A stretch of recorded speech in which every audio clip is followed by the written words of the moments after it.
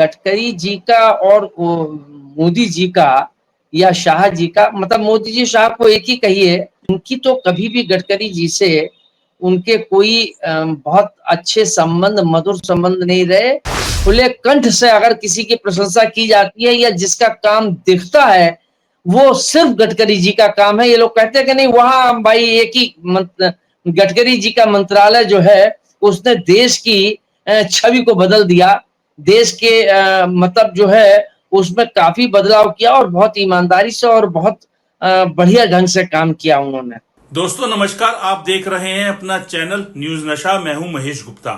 आज की चर्चा में सवाल बहुत सीधा है, क्या बीजेपी में नितिन गडकरी जैसे नेता का गुस्सा और उनकी जुबान का खुलापन बीजेपी के अंदरूनी संकट की निशानी है? जी हां दोस्तों, नितिन गडकरी वही नेता जिन्हें रोड मैन ऑफ इंडिया कहा जाता है, जिनकी गिनती देश के सबसे अधिक काम करने वाले मंत्रियों में होती है और जिनका नाम अक्सर प्रधानमंत्री पद की चर्चा में भी तैरता रहता है। लेकिन अब वही गडकरी बार बार मंच से, पार्टी की बैठकों से, यहां तक कि सार्वजनिक कार्यक्रमों से भी ऐसे बयान दे रहे हैं जिससे मोदी शाह की टीम असहज हो जाती है। आपको याद दिला दूं कि कुछ दिन पहले गडकरी ने कहा था कि सत्ता और राजनीति कभी स्थायी नहीं होती, काम ही असली पहचान है।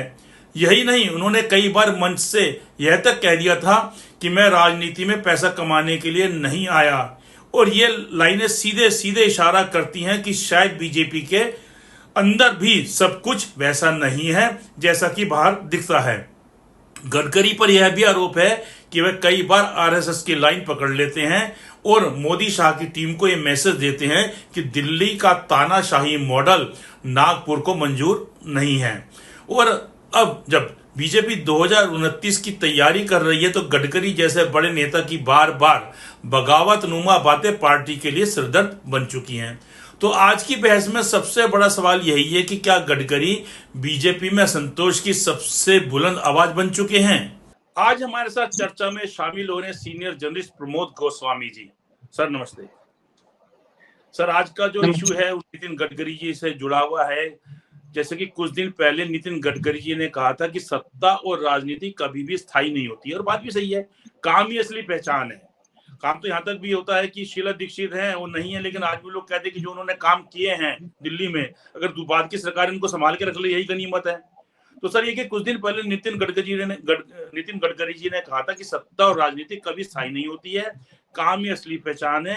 यही नहीं, उन्होंने कई बार मंच से यह तक कह दिया कि मैं राजनीति में पैसा कमाने के लिए नहीं आया हूं। बहुत बड़ी बात है। तो सर, नितिन गडकरी बार बार क्यों खुलकर बोल जाते हैं? क्या ये सिर्फ उनका स्वभाव है या बीजेपी में कोई कोई गहरी दरार का ये इशारा है सर, जो गडकरी जी बार बार इस प्रकार से बोलते हैं? महेश जी, ये देखिए, ये मतलब जो गडकरी जी आए दिन बयान दे रहे हैं, और अगर आप देखें तो ये पिछले लगभग 1 साल में ये दौर शुरू हुआ है। इससे पहले शायद, जहां तक मैं समझता हूँ, शायद कोई बात हो गई हो तो जो मेरे संज्ञान में न हो। तो गडकरी, हाँ, ये गडकरी जी इससे पहले कोई ऐसी टिप्पणी नहीं करते थे कि जो मतलब खुद पे, मतलब पार्टी पर। एक ऑडिटर जनरल की रिपोर्ट आई थी ना सर, कभी कहता था कि भाजपा की सरकार में तो कोई भ्रष्टाचार हुआ ही नहीं, कभी कोई खबर चलती ही नहीं। तो जब लोकसभा चुनाव था उससे कुछ दिन पहले ही जो है ऑडिट रिपोर्ट आई थी जिसमें जो गडकरी जी पे निशाना बनाया गया था। तो तब से जर जो है ना माहौल चेंज हुआ है सर। नहीं, वो भी माहौल हुआ है। और दूसरा देखिए, गडकरी जी का और मोदी जी का या शाह जी का, मतलब मोदी जी शाह को एक ही कहिए, उसको एक, हाँ, उनको मतलब जो है वो आत्मा एक है, शरीर दो है, बात अलग है।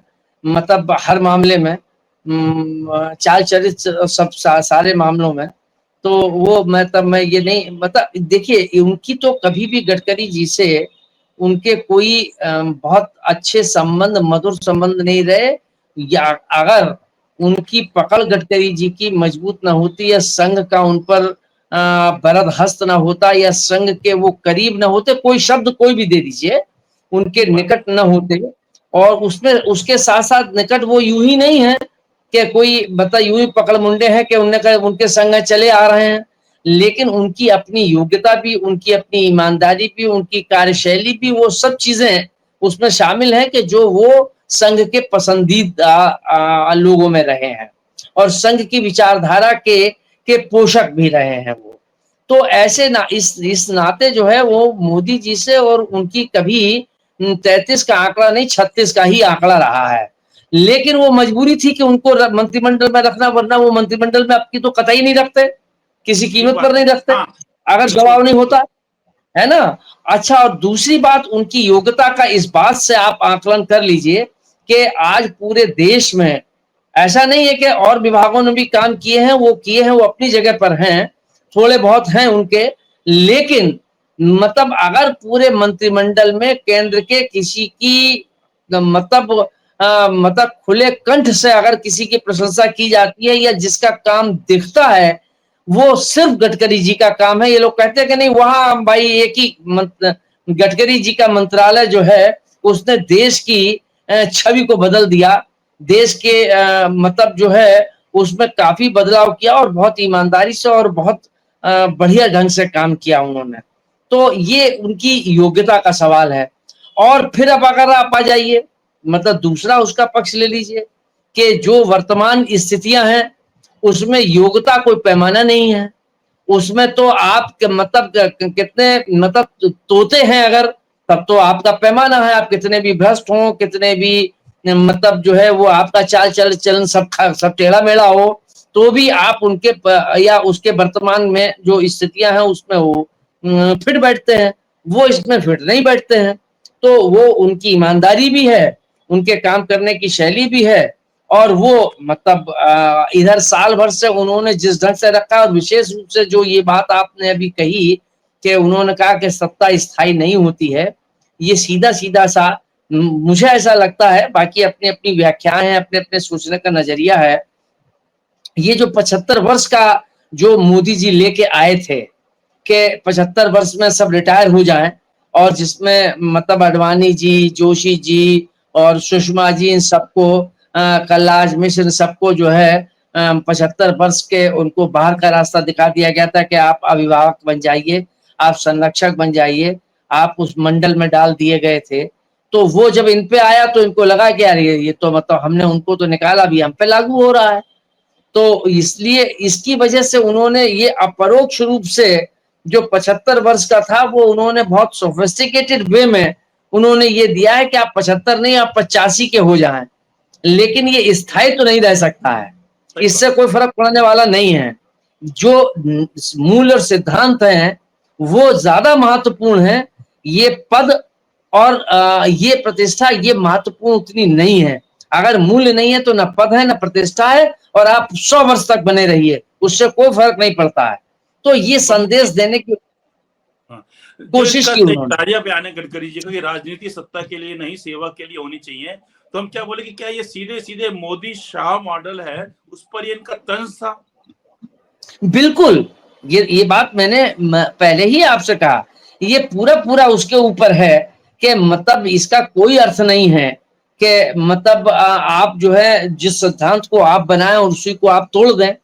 आप मुझसे कहें कि सिगरेट पीना बहुत मतलब घातक है, और आप जो है चेन स्मोकिंग 24 घंटे मुंह में सिगरेट लगाए रखें, तो ये एक मतलब उनका कहने का यही है कि अब जो है वो ये चीजें भारतीय जनता पार्टी जैसी पार्टी के जो कैडर बेस्ड पार्टी है, जो एक अनुशासित पार्टी कही जाती रही है, या जिसके बारे में ये परसेप्शन रहा है कि ये कुछ मूल्यों सिद्धांतों की बात करती है, तो उन सारे मूल्यों सिद्धांतों को, जितने भी मूल्य थे, जितने भी सिद्धांत थे, जितने भी नैतिकता थी, वो सब उठा के उसमें से और एक पोटली में बांध के ताक पर धर दिए गए। ये उनके गडकरी जी के कहने का मकसद अपरोक्ष रूप से यही मुझे समझ में आता है। सर, गडकरी जी हम क्या बोले कि क्या गडकरी जो है बीजेपी में आरएसएस की आवाज माने जाए, जो बार बार दिल्ली को चुनौती देती रहती है? जब आपने भी देखा है कि संसद में भी था, एक सैनेक्सी में भी मीटिंग थी, सब लोग खड़े हो गए थे और इनको मोदी जी को देख के, और गडकरी जी आराम से बैठे थे, यूं देख रहे थे। हिम्मत चाहिए सर। नहीं नहीं, देखिए गडकरी जी सीनियर लीडर्स में हैं, वो चाटुकार नहीं है, वो नेता है। अब जितने हैं वो चाटुकार हैं, नेता नहीं है। नहीं, लेकिन सर फिर भी उसमें क्या होता है कि सीनियर तो और भी लोग होते हैं, लेकिन जब पीएम आते हैं तो एक प्रोटोकॉल भी होता है, चाहे शिष्टाचार कह लीजिए, कुछ भी कह लीजिए, और फिर ओवरऑल चाहे एज में कोई कम हो चाहे ज्यादा हो, अगर ऊंचे पद पे है तो बड़ा तो वही माना जाता है, दूसरा अगर आदमी खड़ा होता ही है। लेकिन गडकरी जी ने हमने 2 बार देखा है, और पूरे उसमें मीडिया में भी चला है, यूट्यूब में भी खूब चला है, सोशल मीडिया में भी खूब चला है, गडकरी जी ने खुले में भी मोदी जी की कोई परवाह नहीं की, बल्कि दिखाया उन्होंने बाकी नेताओं को भी और जनता को भी। नहीं, देखिए इसको मैं एक उदाहरण से, आपकी बात का ये बात सही है कि प्रधानमंत्री का पद है, व्यक्ति की सम्मान नहीं होता, पद का सम्मान होता है। ये बात आपकी सही है। ठीक वैसे ही है जैसे आप मुझसे उम्र में बड़े हैं, फॉर आर्गुमेंट, एक उदाहरण के लिए बात कह रहा हूं, आप मुझसे बड़े हैं या मैं आपसे बड़ा हूं, तो आप मुझको प्रणाम करें और मैं कहूं कि चलिए आगे बढ़ो, तो फिर आप हमको प्रणाम नहीं करेंगे। तो ये पद तो ये भी बड़ा है कि हम उम्र में बड़े हैं आपसे, तो फिर ये भी शिष्टाचार क्या है? तो शिष्टाचार दोनों तरफ से होता है, एक तरफ से नहीं होता है। आप अगर मतलब आप उस पद की गरिमा अगर आप रखना नहीं जानते हैं, तो हम आपके पद का सम्मान करना भी नहीं जानते हैं। उसका सीधा सीधा मतलब ये है। बात है सर, चाहे सरकारी पद भी क्यों नहीं हो, चाहे संवैधानिक पद भी कोई क्यों नहीं हो, हो, लेकिन जो व्यक्ति का अपना व्यवहार है सर, वो व्यवहार भी उसी के हिसाब से होना चाहिए, पद के हिसाब से। अगर नहीं है ना सर, तो वो पद का मैं सम्मान खोता है फिर वो। नहीं, नहीं, पद का सम्मान होना चाहिए, लेकिन उस पद की गरिमा रखने वाला भी होना चाहिए, मेरा तो ये मानना है। लेकिन आप जो है, जो काम करने वाले को आप बताएं कि ये नाकारा है, और नाकारे को बताएं कि ये तो बहुत काम करने वाला है, तो इसका ये पद की गरिमा के भी अनुरूप नहीं है। अगर वो अनुरूप नहीं है तो ये भी अनुरूप नहीं है। ठीक बात सर, गडकरी जी का जो काम है और उनकी लोकप्रियता को देखते हुए क्या पार्टी नेतृत्व उनसे डरता है? आपको क्या लगता है ऐसा? नहीं, बिल्कुल। देखिए, खाली ऐसा ही नहीं है कि गडकरी जी को संघ का पीछे से उनको वरद हस्त है या उनको कहीं ना कहीं उनके प्रिय हैं, ऐसा नहीं है। साथ साथ ऐसा है, लेकिन उसके साथ साथ ये भी है कि उन्होंने अपनी योग्यता को प्रमाणित किया है, योग्यता को साबित किया है। उन्होंने ये जताने की कोशिश की है कि हम इस पद पर, मतलब वो ठीक है कि संघ ने उनको कहा कि नहीं आप बनिए, संघ ने भी सोचा कि ये डिजर्व करते हैं, इनको आगे आना चाहिए, तो वो यूं ही खाली उनकी चमचागिरी से नहीं आए हैं। ये अपनी उनके प्रिय के साथ साथ ये प्रिय तभी आप होंगे, ये तभी आपकी एक सम्मान या मर्यादा होगी कि जब आप उसके योग्य भी होंगे, उस पद के अनुरूप भी का आचरण करेंगे, तभी मतलब आपका सम्मान होगा। तो उस सम्मान के नाते उनको वहां पर लाया गया, वरना तो मैंने कहा कि पहले ही कहा कि अगर इन लोगों का बस चलता तो ये मंत्रिमंडली में नहीं होते। अच्छा, हाँ, दूसरी एक एक एक चीज और है, मतलब उसकी खाली एक वजह नहीं है उनके टकराव का। उसका कारण है कि जो मोदी जी के जो मतलब क्या कहा जाए कि जो उनके, जिनको वो बिल्कुल फूटी आंख पसंद नहीं करते हैं, संजय जोशी जी, ये उनसे इनके बड़े अच्छे निकट संबंध भी हैं। तो उनको लगता है कि ये जोशी जी, और जोशी जी का एक साल भर से ये घटनाक्रम चल रहा है कि जोशी जी को लाने की बात है, और वो जोशी जी को भी मतलब ये किनारे करना चाहते हैं, और गडकरी तो उनके लिए मतलब सूट में टाई की तरीके से गले में बंधे हुए हैं। ठीक ठीक बात है सर। बीजेपी में पीएम पद के लिए सबसे चर्चित नाम गडकरी ही क्यों रहते हैं? क्या यही वजह है कि उन्हें बार बार साइडलाइन किया जाता है? मोदी जी को भी नहीं, घबराहट होती है जी जी। नहीं, ये वजह तो नहीं हो सकती है कि उनको साइड लाइन किया जाए। मान लीजिए आज हमको अगर साइड लाइन किया जाए, या उसमें और भी बहुत से लोग हैं, मतलब उन लोगों को साइड लाइन कर दिया जाए, तो ऐसा नहीं है। वो इसलिए चर्चा में बार बार बार रहते हैं कि मतलब ये एक बड़ा पद है, प्रदेश की बागडोर प्रधानमंत्री के हाथ में रहती है, और वो उस पद के योग्यतम लोगों में से एक हैं। अगर कोई हमें शिफ्ट करना हो, चेंज करना हो, चाहे वो 75 साल की नैतिकता पर वो हट जाएं, तो उसमें भी ऐसा नहीं कि खाली यही है, ऐसा भी नहीं है, उनमें और भी लोग हैं। राजनाथ सिंह भी हैं कि जो उसके लिए वो उनके नाम की चर्चा हो सकती है, उनको बनाया जा सकता है, उनके पास अनुभव है, वो सारी चीजें हैं। लेकिन मतलब इसीलिए है वो कि वो उनमें वो योग्यता है, उनमें वो चूंकि पार्टी के अध्यक्ष भी रहे हैं, संगठन का भी उनको पूरा के कार्यकर्ताओं का क्या मान होता है, क्या सम्मान होता है, कार्य संगठन को कैसे सरकार और संगठन के बीच कैसे बेहतर तालमेल बना के चला जाए। दूसरी बात, वो इस प्रवृत्ति के नहीं है कि जो हम कहें वही सही है, वो इस प्रवृत्ति के भी नहीं है कि नहीं हमने अपनी एक लॉबी बना ली, हमारी लॉबी हमने पूरी मतलब बना के हमने खड़ी कर दी और बाकी को साइडलाइन कर दिया। तो ये बहुत से गुण हैं, बहुत सी चीजें अच्छी हैं कि जो संगठन के रूप में भी काम कर चुके हैं, उनका अनुभव है, मंत्री के रूप में भी महाराष्ट्र में मंत्री रह चुके हैं, यहाँ मंत्री रहे हैं। मैं आपको बताऊं कि यहाँ लखनऊ आए थे तो उनसे होटल में मेरी उनका इंटरव्यू, जब मैं पीटीआई में था तो मैंने उनका एक इंटरव्यू किया था। हम थे और हमारे साथ हिंदुस्तान समाचार की संपादिका थी। मतलब वो हम 2 लोग थे और 2 लोगों को समय मिला था, उसमें उनसे बातचीत हुई। उनकी बातचीत ने हमने जो किया, जो सैकड़ों लोगों के इंटरव्यू किए, लेकिन उनकी बातचीत में जो धैर्य, जो गंभीरता और नपे तुले शब्द, उसमें कहीं अतिशयोक्त का भाव नहीं, जो भी है वो सीधी सी स्पष्ट बात कहना, ये बड़ी चीजें हैं जो उनको बड़ा बनाती हैं। खाली संघ के करीब हैं, ये बड़ा नहीं बनाती है। सर ये भी एक बड़ी जोई, जैसी आपने अभी बोला लास्ट वाली बात, उसी में 2 लाइन और जोड़ देता हूँ कि सर आज के समय में काम करके दिखाना ये एक बहुत बड़ी बात है, उससे काम से जनता जुड़ती है।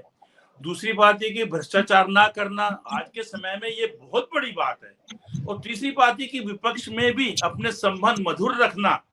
सर जब आप देखिएगा कि अटल बिहारी वाजपेयी जी थे तो उनको घुटने में दिक्कत थी और उन्होंने कहा कि मेरे पास पैसा नहीं, वो ईमानदार माने जाते थे, तो उन्होंने कहा बाहर विदेश में इलाज कराऊंगा, पैसा नहीं है।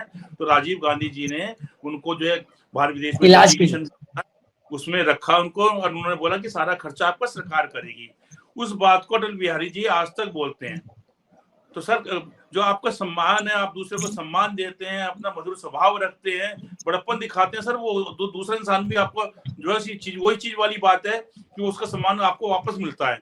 तो लेकिन सर यहाँ पे जो है गडकरी जी हैं, इसमें कोई शक नहीं है कि चाहे वो पार्टी में हो, चाहे वो विपक्ष में हो, विपक्ष के नेता, जैसा भी जब राष्ट्रपति जी का उपराष्ट्रपति का चुनाव हुआ था मतदान के दिन, उस दिन भी आपने संसद में देखा होगा कि किस प्रकार से जो है विपक्ष के, कांग्रेस के बहुत सीनियर लीडर हैं, उनके साथ हाथ मिला के बड़े आराम से चल रहे थे, बहुत कंफर्टेबल थे, मीडिया को भी उनको दिखाना पड़ा। तो चलिए सर जो गडकरी जी का जिस प्रकार का व्यवहार है, दबंग पने वाला कह लीजिए आप, या काम को नमस्कार है तो उन्होंने क्या चिंता, तो सर क्या 2029 के चुनाव से पहले गडकरी की यह बगावत, जो उनका रवैया है, हम तो उसको बगावत ही मानते हैं, बगावत का रवैया की वो परवाह नहीं करते मोदी जी की, कि जो उनका इस प्रकार का रवैया है, ओब्लिक बगावत बोल लीजिए, हम बगावत का रवैया है, बीजेपी के लिए नया संकट खड़ा कर सकती है 2029 के चुनाव से पहले? महेश जी, मैं इसको बगावत शब्द बड़ा गंभीर शब्द है। बगावत में, हाँ, बगावत में नहीं मानता कि ये बगावत वो कर रहे हैं। 1 to 1 हाँ नहीं, लेकिन ये उनकी जो आलोचना कह लीजिए, या उनको जो संकेतों में जो बात अपनी कहते हैं, वो खाली एक मैं समझता हूं कि शायद वही है कि जो मैंने आपसे कहा कि निंदक नीरे राखिए आंगन कुटी छवाए। तो जो निंदा करने वाला व्यक्ति आपका मतलब विरोधी नहीं होता है। ये जरूरी नहीं है कि आप मेरे मतलब अगर मेरा कोई बोलने का ढंग, मेरे कपड़े पहनने का तरीका ठीक ठाक नहीं है तो आप मुझे ये कहें कि ये तो गोस्वामी जी बास्केट तो आपकी बड़ी भद्दी लग रही है। तो ये इसके मतलब ये नहीं है कि आप मेरे क्रिटिक हैं, मेरे आलोचक हैं। ये इसके मतलब ये है कि आप मुझको ज्यादा निकटता रखते हैं कि मेरी कोई कमी दिखाई ना बाहर दे, इसलिए आप मुझको ये आगाह कर रहे हैं कि ये कलर सूट नहीं करता है। तो उसको उस रूप में मैं लेता हूं। लेकिन हाँ, बगावत जो है, ये गडकरी जी बगावत नहीं कर रहे हैं। मैं समझता हूं कि वो तो एक सही बात कह रहे हैं और सही बात कहने को वो उनको बागी मान रहे हैं। यस, बात ये है, आपने बिल्कुल पते की बात बोली कि वो तो सही बात कह रहे हैं, ये अपने उनको बागी मान के चलते हैं। चलिए हाँ सर, एंड भी आपने बहुत अच्छा करा। आपकी पहले भी रिक्वेस्ट थी कि समय आपसे हम तो ज्यादा ना लें, तो सर आज की चर्चा नहीं, को हम यही समाप्त करते हैं और फिर नहीं बहुत जल्दी आपसे एक नए मुद्दे पर आएंगे। नमस्कार सर। और आप हमसे जुड़े रहने के लिए सब्सक्राइब करें YouTube पर, फॉलो करें Twitter पर और लाइक करें Facebook पर। और ज्यादा जानकारी के लिए आपको टाइप करना होगा सिर्फ न्यूज नशा।